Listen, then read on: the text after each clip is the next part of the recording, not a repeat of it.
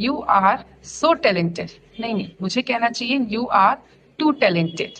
या फिर there is so much beauty in the world, नहीं, there is too much beauty in the world. What do you think? Which is the correct sentence and which are wrong sentences?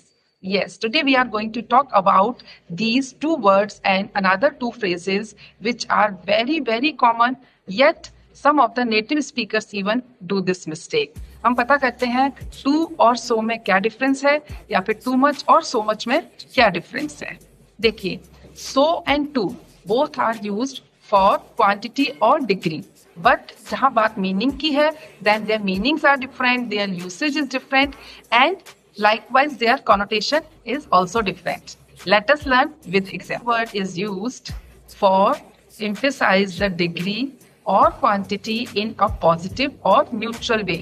जब हम किसी positive sense में या फिर neutral sense में हम किसी डिग्री को बताना चाहते हैं, क्वांटिटी को बताना चाहते हैं, तो हम वर्ड का यूज करते हैं, that is so. For example, she was so intelligent, or we can say the movie was so interesting.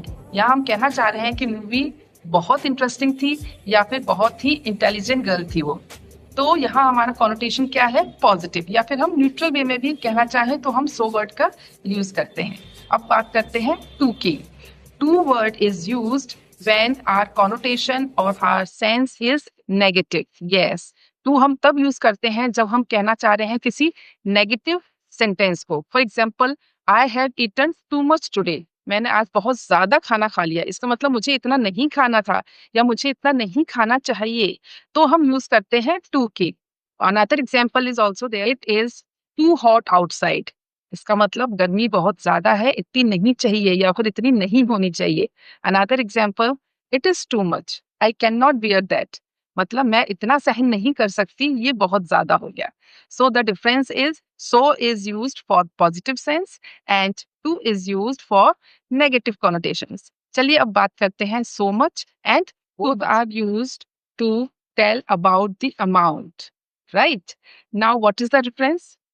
For example, there is so much space in the room.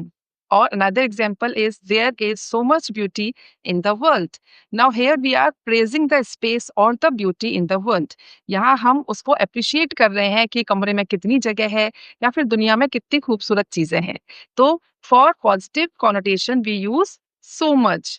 हमें जब तारीफ करनी है तो हम so much यूज करते हैं, लेकिन अगर हमें नेगेटिव सेंस में बात करनी है तो हम so much का यूज नहीं करते हैं, फिर हम यूज करते हैं too much. Too much is also used for expressing the amount, but in negative connotation. For example, there is too much noise outside, or we can say Delhi is too much polluted. यानी हमें इतना pollution या इतना शोर नहीं चाहिए, या फिर इतना pollution या इतना शोर हार्मफुल है हमारे लिए, तो हम इसको too much यूज करेंगे, so much हम यूज नहीं करेंगे। अब जल्दी से आप मुझे कमेंट्स में ड्रॉप करिए कुछ sentences using these two words and these two phrases with their correct usage. And for more such tips, please like, share and subscribe.